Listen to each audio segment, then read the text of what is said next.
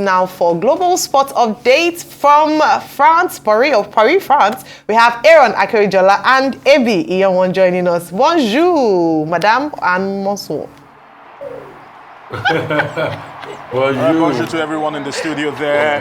You can actually hear rapturous applause just behind me here at the Stade de France as the 4x400 meters event is actually up and running. We'll be talking about that in a moment. But in the meantime, let's get it started.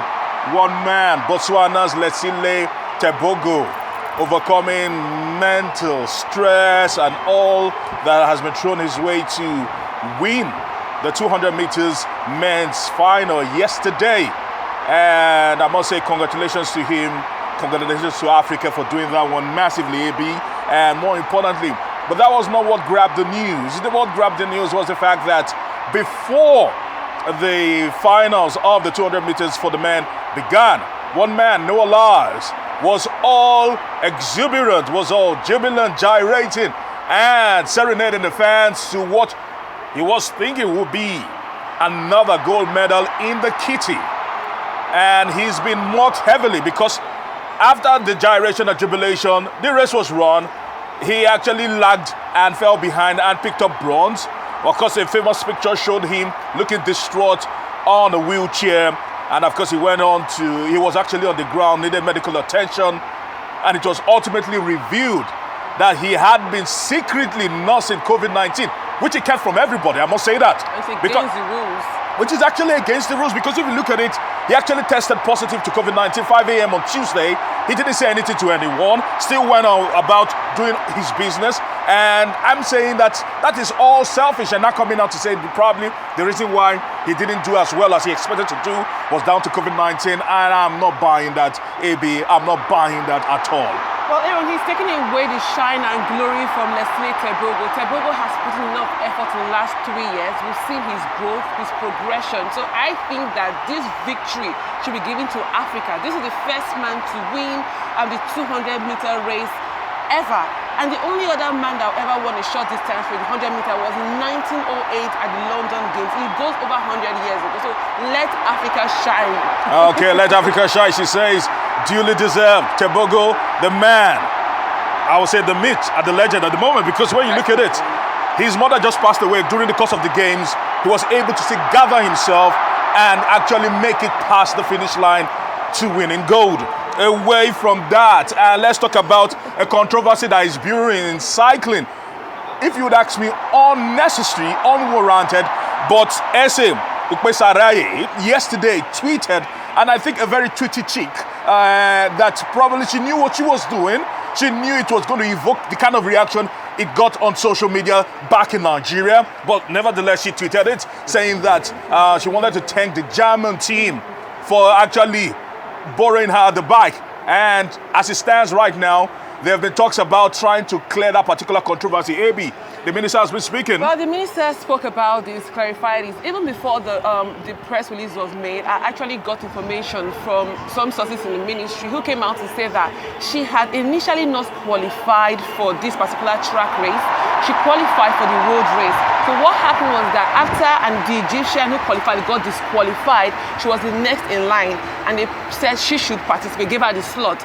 But because she had not initially qualified, the particular bike for the track wasn't available. Just the bike she was going to use for the road race, which is later today. Yes, today. Yes, that was available. So it is. I don't think in sports at the Olympics, Commonwealth Games, it is not a new thing for you to hear that a canoeing, the Canoeing Federation rents a canoe. Because you can't fly, you do not want to fly a canoe from Nigeria or from Zimbabwe to another country. So it's possible that it was rented, or I don't know. She trained in Spain, so she could also know the people. But it was a misconception that what has been cleared. All right. We also had results for yesterday. Yesterday was day 13, and so many Nigerians were waiting. So many Nigerians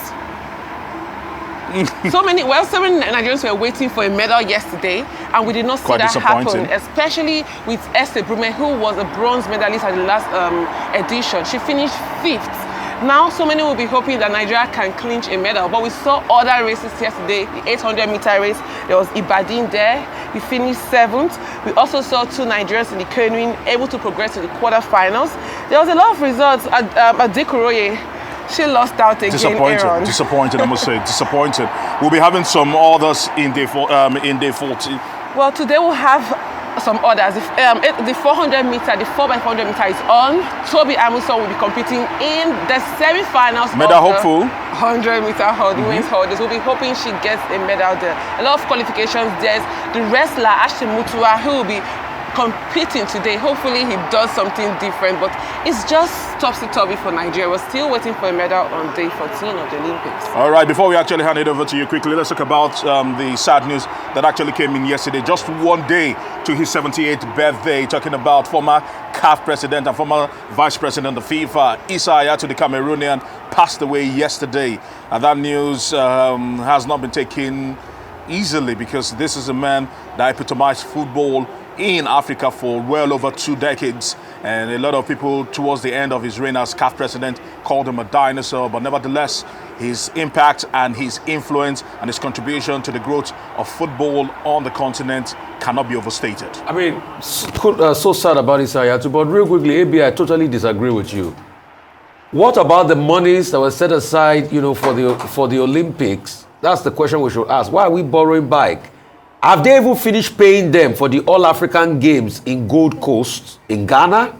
Have they finished that payment? AB, empirical facts reveal that not everybody has totally gotten their stuff. We can't build a country this way. We just keep making mockery. Just like Ophili. We can't just make mockery of the country. That's why look at it today. We've not won any medal. Look at Annette. Went to America. One medal quickly. Shame.